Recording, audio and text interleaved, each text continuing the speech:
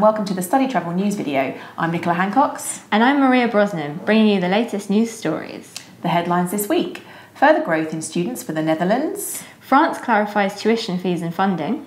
Canadian homestay survey shows agent preferences. And much more, of course. So, going Dutch to start? Yes, the Netherlands hosted 85,955 international students on full degree study in the 2018-19 academic year, according to data released by promotional body NUFIC, an 11.5% increase compared with the previous year. International students constituted 11.5% of all university students in the Netherlands, and for new first-year students the ratio was almost 15%.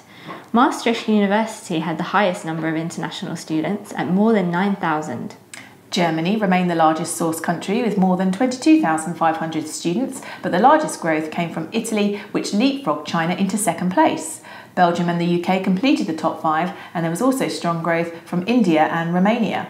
NUFIC said that 76% of master's courses and 28% of bachelor courses were delivered solely in English across the Netherlands in 2018-2019, with the remainder either Dutch or multilingual.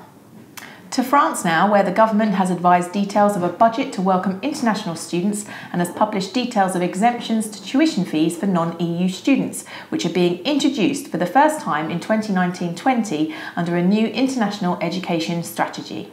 An initial allocation will be awarded to institutions to improve their welcome procedures for international students, including information desks and multilingual support services. The remainder will fund projects to assist students, including buddy programs, French language classes, and the expansion on non-French course delivery. Meanwhile, France has confirmed that non-EU PhD students commencing in 2019-20 will be exempt from tuition fees, as well as students that are already in France on preparation courses. Institutions can also exempt up to 10% of their international intake. Next up, Canada Homestay Network has released details of a survey of 576 agents on homestay options, revealing that homestay organised through a school was the preferred type in Canada. Agents said that immersion, safety and support were the biggest benefits of a homestay experience in Canada. Over half of the students placed by responding agents were attending a middle or high school setting. And now for a roundup of some of the other news stories. Relationship building techniques for schools and the importance of e-commerce were among the seminar topics at the International Association of Language Centres annual workshop.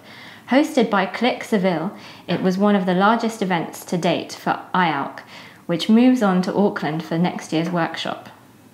In the USA, the Government Accountability Office has conducted an audit on eliminating fraud risks in the Student Exchange Visitor Programme, with recommendations including shortening the recertification process, more vigilance of school officials and better data usage. SEVP said it would implement the changes within 2 years.